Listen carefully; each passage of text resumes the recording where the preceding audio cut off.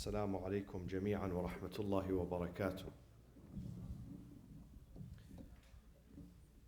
In the beginning, let me ask you to recite Surat Al-Fatiha for the soul of Marhum Haj Hassan Yasai, the father of the Yasai family, and also to the young man who lost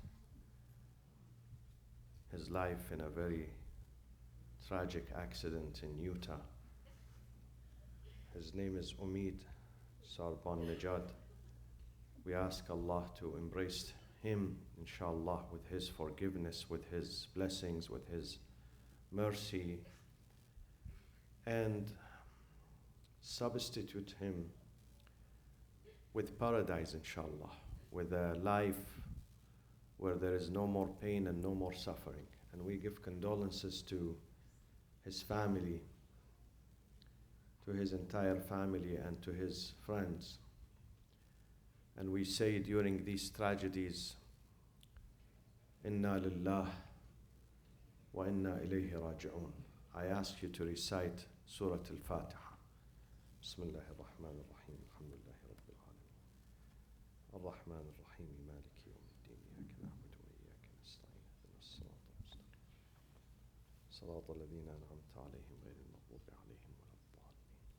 Sadaqallahu al-'aliyyul 'azim. Bismillah ar-Rahman ar-Rahim. Alhamdulillahi Rabbil Alameen. والصلاة والسلام على أنبياء الله جميعا وعلى سيدهم وخاتمهم حبيب إله العالمين أبي القاسم المصطفى محمد وعلى أهل بيته الطيبين الطاهرين الذين أذهب الله عنهم الرجس وطهرهم تطهيرا. Before we begin Surat Ibrahim, verses 8 through 10, let me say something about this mandatory trip that we're going to all have sooner or later in our life. This young man who passed away, his name is Umid. I asked Haj Karim Al-Ta'i, his good friend, how old is he? He said he's about 34 years old. 34 years old. Very young. Very young. He had a future ahead of him. That sends a message to all of us that death does not discriminate between the ages and between the genders and between the classes of the society. And I'm going to speak tonight in one of the verses. We have the ajal. We have two types of ajal. The ajal that has been determined, and the ajal that has been conditioned, and the difference between them. What is really important, we cannot argue regarding death because there is no exemption and there is no exception. But what we can do is that we make sure that our departure from this life would be peaceful. Peaceful in the sense that God is okay with us. God is happy with our return. As he says in Surah Al-Fajr, يا أيتها النفس المطمئنة ارجعي إلى ربك راضية مرضية فادخلي في عبادي وادخلي جنتي. God is going to welcome us, himself is going to welcome us. And himself is going to open the gates of paradise for us. And he says, this is my abode. فَادْخُلِي فِي عِبَادِي. Join my servants here. وَادْخُلِي جَنَّتِي. And join my home. Jannah is his home, his place. This is, we have control over it. We don't have control over death. Nobody can determine his or her time. We don't have control over death. We really do not know when death is coming. I myself, personally, I've been thinking about death without exaggeration. Every single day, death is on my mind. Is on my mind. I don't forget death for the last 40 years. We don't have control over it. We don't know what will happen. Many people leave their homes in the morning. 3 weeks ago, a family here in Fountain Valley invited me for the memorial of their son. I said, what happened? They said, he's only 28 years old. He left his home going to work in the morning in Orange County, not too far. And he had a car accident. And he suffered for 2 months in the hospital, and ultimately he died. So we really don't have control over death. We don't know. God knows. One is the time of departure, He knows. But we have control over the way we're going to live. Is it with satisfaction or dissatisfaction? That one we have control over it. ارجعي إلى ربك راضية مرضية. O the soul that I created, go back to your Lord. God says, go back to your Lord, راضية, satisfied, مرضية, also satisfying your Lord. This is, we have control over it. Let's work every single day to have a peaceful departure from this life. To have a peaceful departure with no worries, with no worries. At the time of death, we surrender to God. We surrender to Him. We are not angry. We are not frustrated. We are happy that He is going to receive us. فَادْخُلِي فِي عِبَادِي وَادْخُلِي جَنَّتِي. Surat Ibrahim alayhi salam is chapter 14. Tonight we're going to reflect on verses 8 through 10. أعوذ بالله من الشيطان الرجيم. بسم الله الرحمن الرحيم. وقال موسى إن تكفروا أنتم ومن في الأرض جميعا فإن الله لغني حميد. ألم يأتكم نبأ الذين من قبلكم قوم نوح وعاد وثمود والذين من بعدهم لا يعلمهم إلا الله جاءتهم رسلهم بالبينات فردوا أيديهم في أفواههم وقالوا إنا كفرنا بما أرسلتم به وإنا لفي شك مما تدعوننا إليه مريب. قالت رسلهم أفي الله شك فاطر السماوات والأرض يدعوكم ليغفر لكم من ذنوبكم ويؤخركم إلى أجل مسمى قالوا إن أنتم إلا بشر مثلنا تريدون أن تصدونا عما كان يعبد آباؤنا فأتونا بسلطان مبين. صدق الله العلي العظيم.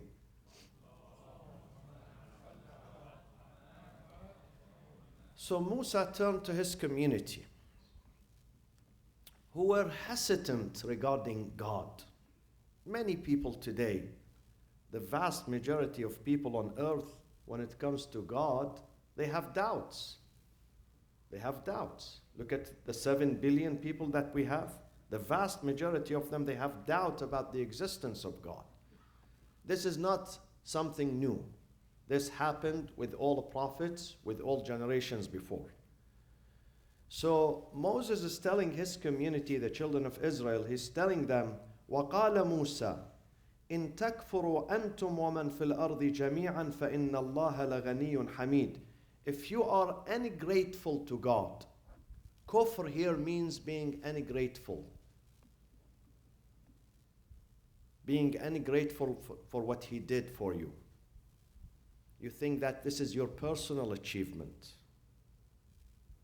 You don't attribute your success, your health, your prosperity, your peace and security to God. Being ungrateful. Probably this is the worst sin.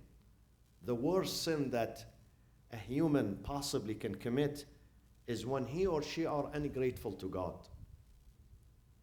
Do you want to know the meaning of being ungrateful? Do you have children? Do you have children? Do you see sometimes some of your children how they act in disrespect, in gross violations to their parents' rights? They disrespect their parents. They disobey them. They become ungrateful. Parents sacrifice their lives for their children. But children at the age of 17, 18, 20, 25, 35, some of them become ungrateful to their parents. Do you feel the bitterness in your heart when your son, your daughter are ungrateful to you? This is the worst sin, the worst violation. So Moses is saying to his community, in takfuru, if you are ungrateful to God, you and all the people on earth, all people on earth, in takfuru antum وَمَنْ فِي الْأَرْضِ جَمِيعًا فَإِنَّ اللَّهَ لَغَنِيٌّ حَمِيدٌ. Verily, God is self-sufficient and praised. Ghani and Hamid. Let's stop for a second here. Ghani. That is the most important distinction between God and humans. The most important distinction and difference between God and humans is this word, Ghani. Ghani means self-sufficient. We are not Ghani. Though sometimes we think we are self-sufficient. We think. But the more we get mature and older, we realize we are not self-sufficient. Even if you have lots of money in your bank account. Even if you own the whole region. You have many properties. You have armies. You have servants. Even if you run the whole United Nations and the whole world, you are not self-sufficient. Why? Because you need. We are full of need. Every minute, every hour, every second in our life, we need. We need everything. In order for us to exist, we need. In order for us to live the day, we need many things. We need help, we need food, we need security. We need to sleep. Imagine if you don't sleep one night. Do you travel sometimes overseas and you can't sleep? See what happens to you the following day. You suffer. So when you don't eat, when you don't drink, when you don't sleep, when you don't have peace and security, when you don't have family, when you don't have friends, when you don't have peace of mind, you suffer. We need all these things. We need them. God needs none of these things. None of them. He's self-sufficient. Philosophers say all existence, all creatures in this universe have three conditions, three states. One of them is wajib al-wujud. The second is mumkin al-wujud. The third is mumtani' al-wujud. What is the difference between them? Wajib al-wujud, it means the existence is essential, wajib, essential. Mumkin al-wujud is possible. Mumtani' is forbidden. So who is wajib al-wujud? Who is in this universe that his existence is essential? There is only one, and that is God. The rest, we are mumkin al-wujud. Our existence is possible. It could have happened. It could have not. Possible. And there is mumtani' al-wujud, forbidden. There is another philosophical argument. Mumtani' al-wujud, you cannot have day and night at the same time. At the same time, same minute, you say this is day and this is night, mumtani' al-wujud. It doesn't happen. So God is wajib al-wujud. And one of the characterizations of wajib al-wujud and God being self-sufficient, being self-subsisting. Allahu la ilaha illa huwa al-hayyul qayyum. Al-hayy, the living. Al-qayyum is what? Al-hayy is living. Al-hayy is living. He's always conscious. He doesn't sleep. La ta'khuduhu sinatun. No slumber, neither sleep overtake him. Sometimes we go unconscious. We sleep for 7 hours, 8 hours. Sometimes we go unconscious when we have surgeries. Some people go into surgeries, they don't know. Monday was missing from his life. He didn't know what happened on Monday or Tuesday, the day of surgery. They didn't know because they were unconscious. They were sedated. These things never happen to God.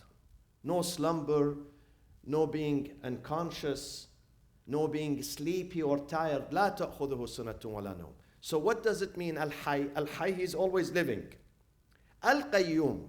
Al-Qayyum is very important. Al-Qayyum means self-subsisting. We are not self-subsisting. You need to eat. You need to drink. You need to sleep. You need to rest. You need. We need many things. We cannot survive without these needs.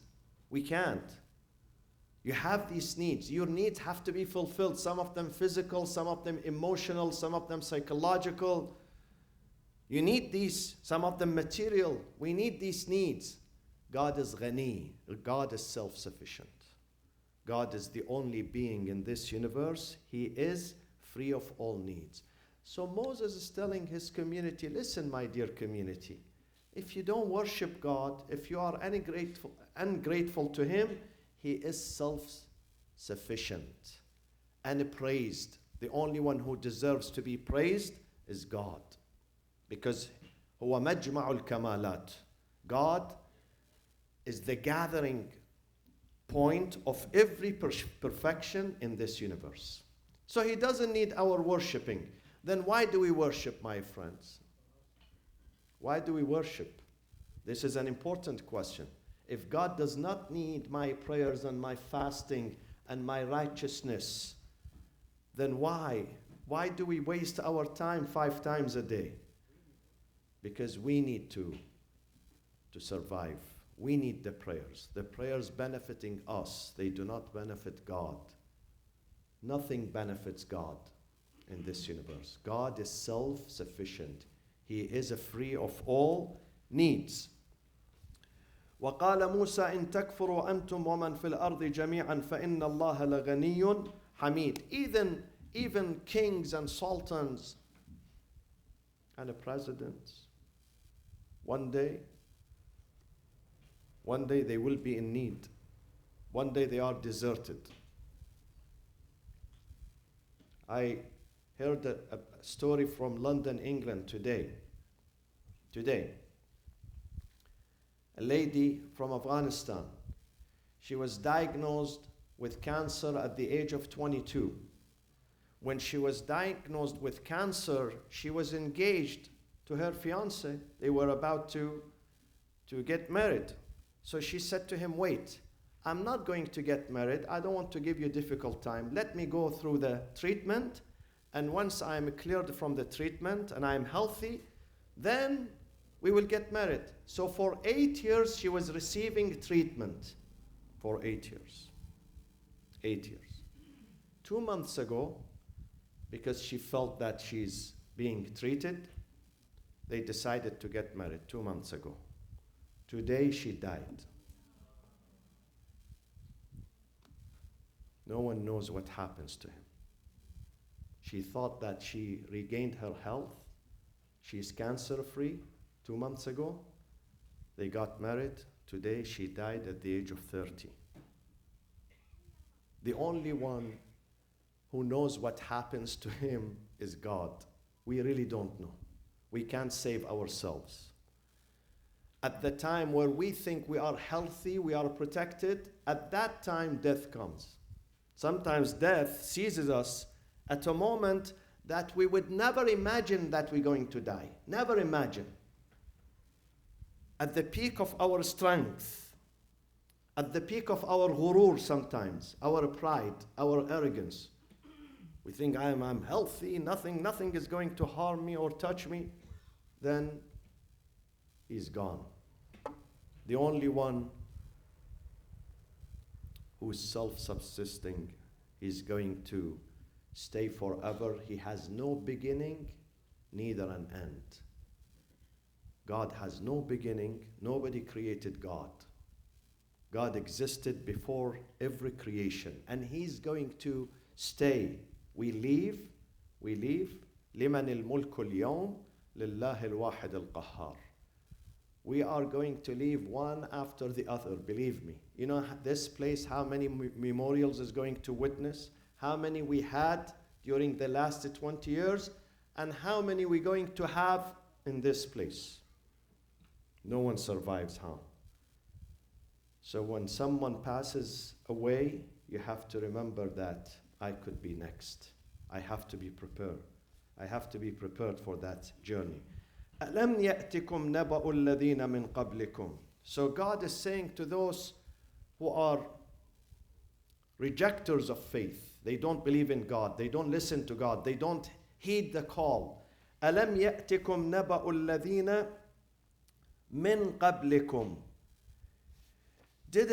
Has not the account, the story, the fate come to you of those communities who were before you? Look at what happened to them in the history. Who are those? قَوْمِ نُوحٍ وَعَادٍ وَثَمُودٍ. The communities of Noah, of Ad, and Thamud. Where did the community of Noah live? Where did they live? Community of Noah. Huh?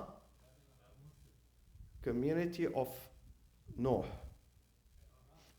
Some people say Iraq, some people say Turkey, because the ship, the ark, Noah's ark, landed in Turkey. In fact, part of Armenia today, Mount Ararat in Armenia. I saw this mountain 2 years ago. Huge mountain that overlooks Yerevan, the capital of Armenia. So history says, and they found the wreckage of that ship. They found it some, years ago, and they took the pieces of it. So this is the community of Nuh. The community of Ad. Who are Ad? Their prophet was... Someone is answering me? Ad, their prophet was Ahsant. Who said Hud? Ahsant. Hud. Where did they live? Hijaz. Whereabout in Hijaz? There is a verse in the Quran mentioned, there is a chapter in the Quran mentioned about that place. Al-Ahqaf. Chapter of Al-Ahqaf. Ahqaf is north of Hadramaut, which is Yemen today. And then the other community, which is Thamud. Adin wa Thamud. Thamud are the people of which prophet? Salih, who lived where? Who lived south of Jordan, north of Medina. If you travel probably 200 kilometers north of Medina, you find the homes and the dwelling of the people of Salih, the people of Thamud. And above them, another prophet, Shu'aib, Ahsantum, Shu'aib in Madian. And above him, another prophet also lived. Ahsanti, you are good in geography. You get A+. I love geography, and I love those who love geography, because you have to know where you live on earth. You have to know your location on earth when you travel, because you have to know the Qibla. Part of why God wants us to pray towards Qibla is to realize your location. Find out where are you on earth, which part of the earth, northern hemisphere, southern, eastern, western. So we have to be good at geography and history too. أَلَمْ يَأْتِكُمْ نَبَأُ الَّذِينَ مِنْ قَبْلِكُمْ قَوْمِ نُوحٍ وَعَادٍ وَثَمُودٍ وَالَّذِينَ مِنْ بَعْدِهِمْ. Those who came after them, لَا يَعْلَمُهُمْ إِلَّا اللَّهِ. Those who were after them, there were communities coming after them. Their number, only God knows how many generations came after them. Another tafsir says, لا يعلمهم إلا الله, means that only God knows their number, their population, the population of these communities. Has not the account and the news of those communities come to you? What happened to them when they rejected faith? جاءتهم رسلهم بالبينات. Their prophets, their teachers came with clear evidence. Bayinat here is what? A reference to what? What evidence? No. They brought them a clear evidence, plus the books. Books, scriptures. Books are scriptures, but bayinat are miracles, physical miracles. They saw the miracles. Okay? But what happened to them? فَرَدُّوا أَيْدِيَهُمْ فِي أَفْوَاهِهِمْ. But unfortunately, they thrust their hands into their mouths. What does that mean? It's a metaphor. Thrusting their hands into their mouths. What does that mean? It means they were biting their fingers. putting their hands into their mouths, biting their fingers out of what? Some Mufassirin say, out of anger at their prophets. They were frustrated. It's like a mother who's calling upon her son, who's running away. She's pleading to him, please come back. But he's angry at his mother. The son is angry at his mother. Some of them, they did not want to laugh at their prophets, so they put their hands into their mouths. But then Al-Fakhr al-Razi, one of the famous Mufassir, the exegist of the Quran, he says, no. This sentence means that they wanted to silence their prophets, so they physically assaulted and abused their prophets by putting their hands into the mouths of their prophets. Not their mouths, no. They used physical violence. Do you hear sometimes someone says to someone else, Dahanatu mishkana?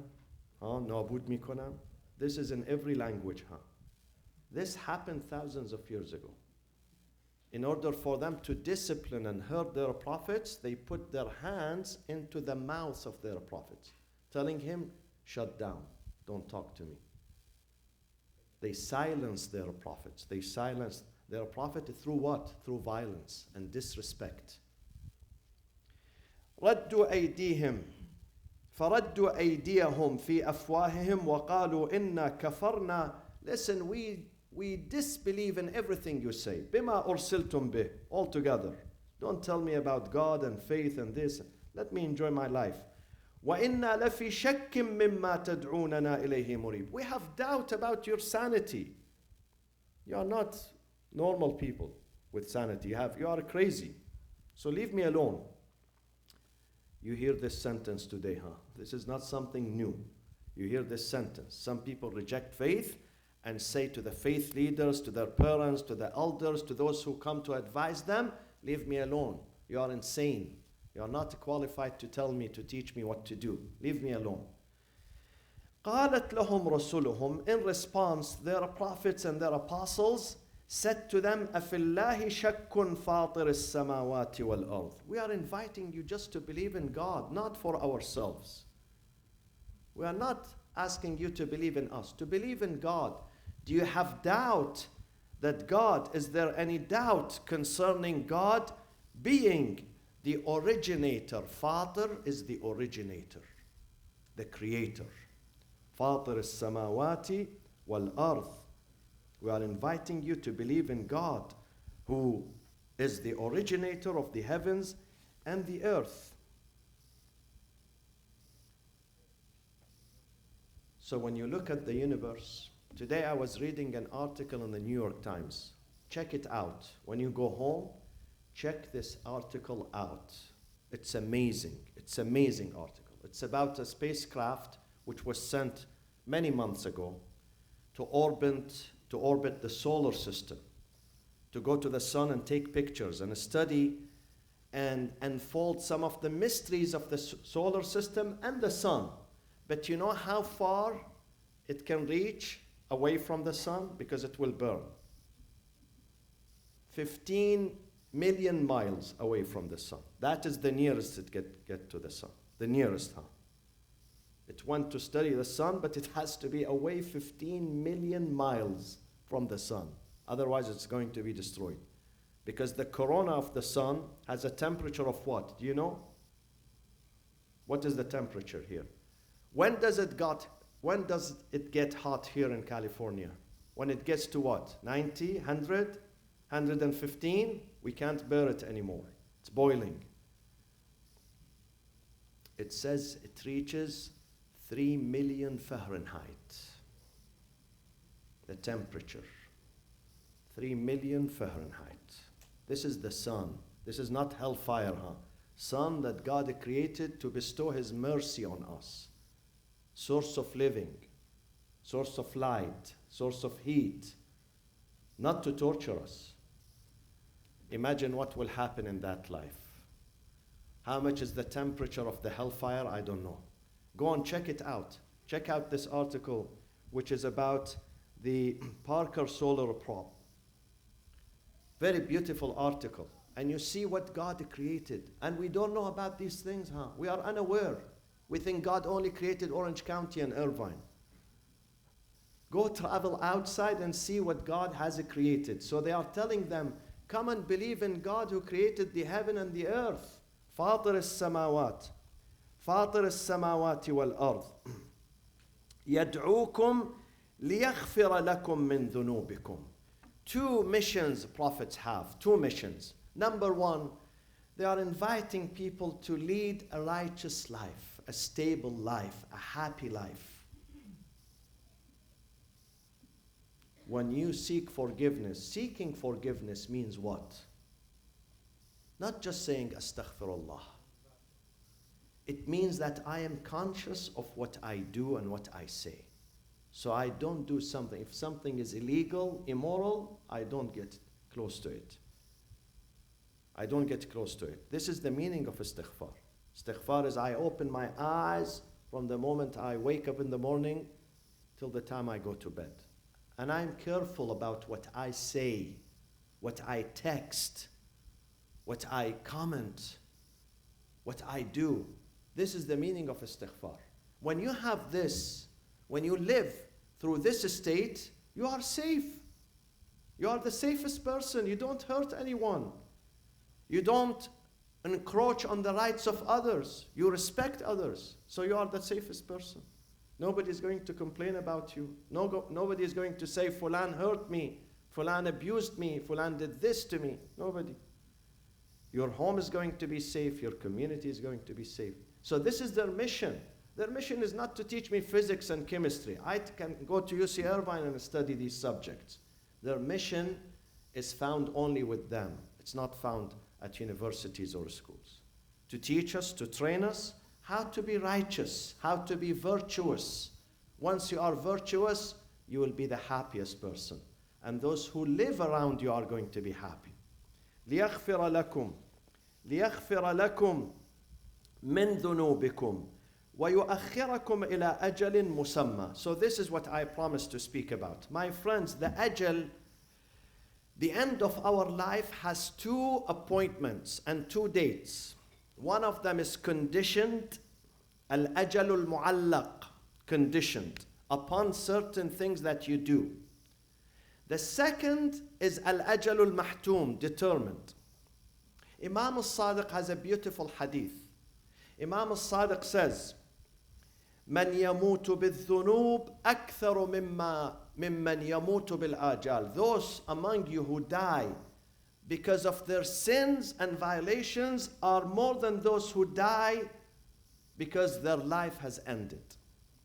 Sometimes God says this person lives, if he lives without sins, without violations, he should live up to 95 years. But then that person goes before that time. The hadith says it is because violations, certain violations. لِيَغْفِرَ لَكُمْ مَنْ يَمُوتُ بِالذُّنُوبِ أَكْثَرُ مِمَّنْ يَمُوتُ بِالْآجَالِ وَمَنْ يَعِشْ بِالْإِحْسَانِ. Those who survive through good work and good deeds are more than those who survive through natural age. Meaning that when you do good to people around you, to your family, God is going to increase your life. Not any life, a life of goodness, a life of prosperity. That doesn't mean anyone who dies young is necessarily bad. No, because sometimes God says, I want this person. Our imams, Imam al-Jawad died at the age of 28. 28. Imam al-Rida was 55 actually, 55 years old. Doesn't mean that everyone who dies early is a bad person. No, sometimes God says, I want you to come back. You did the test. You finished your test. Some students go to school, they take 5 hours to finish the test. Some of them, they do it in 3 hours. Some of them in 1 hour. And I had a friend who did it in 20 hours, alhamdulillah. He never finished the answers. So it depends. It depends. God says certain people, they did well, They have to come back to me. اللهم اغفر للمؤمنين والمؤمنات والمسلمين والمسلمات الأحياء منهم والأموات تابع اللهم بيننا وبينهم بالخيرات إنك مجيب الدعوات إنك غافر الخطيئات إنك ماحي السيئات وجاعلها حسنات. We give condolences to the family of Yasai, to Dr. Ismail, the Honorable Dr. Ismail, to Hajaga Ja'far, and to his sisters, to Nahid Khanum, and also to the mother, to the family of the young man who left us and left his community and left his family, Umidaga. We ask Allah subhanahu wa ta'ala to embrace them, all of them, with his rahmah, with his mercy. We're going to have the Fatimiyya commemorating the departure of Lady Fatima Zahra on January 25th, 26th, and 27th. That is Saturday, Sunday, and Monday, by Sayyid Payam Radawiyan, a scholar from Qom, Iran. He's going to speak, inshallah, 3 nights, 25th, 26th, and 27th of January. إلى أرواح المؤمنين والمؤمنات وإلى روح المرحومين ثواب الفاتحة مع الصلاة على محمد وآل محمد.